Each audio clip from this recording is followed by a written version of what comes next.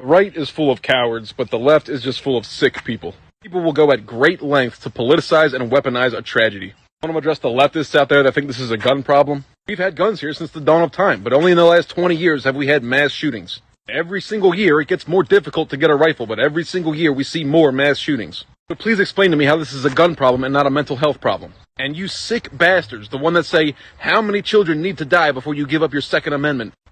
All of them. Is that what you want to hear? Is that the sound clip you're looking for so you can dunk on the right-wingers? Nobody's out to solve problems anymore. It's all about dunking on the political opposition. To the right-wingers out there saying maybe it is time for gun control. Here's a PSA for everybody that doesn't seem to quite understand the purpose of the Second Amendment. Second Amendment's not for hunting. It's not for the range. It's not for self-defense. Second Amendment is leverage against your government. It's a dead man switch. Purpose of the Second Amendment is to live free or die. To the lefties, oh, you think you stand a chance against the military? No, I don't. I'm not stupid. If push came to shove, an AR-15 is nothing compared to an F-35. If it really came down to it, the first Marine who was a decent shot would probably take me out. But the point is that they would have to take me out, that I will go down swinging. And most people are tired of saying that what happened is an absolute tragedy.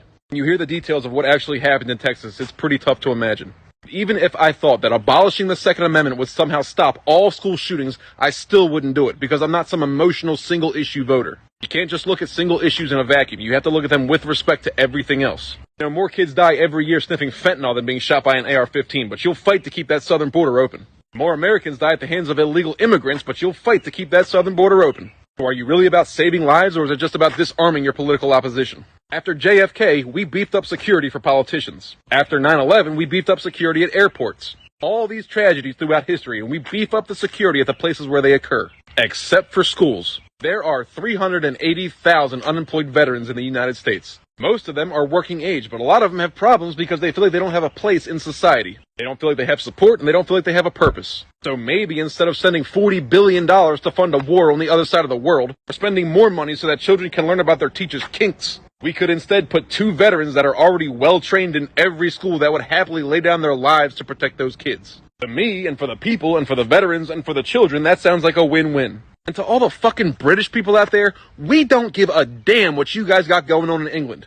Not one single damn. You gave up your guns and the government hasn't turned on you? Wow, that's because you're a domino and we are the first domino. American right-wingers are the only thing keeping the entire world in check.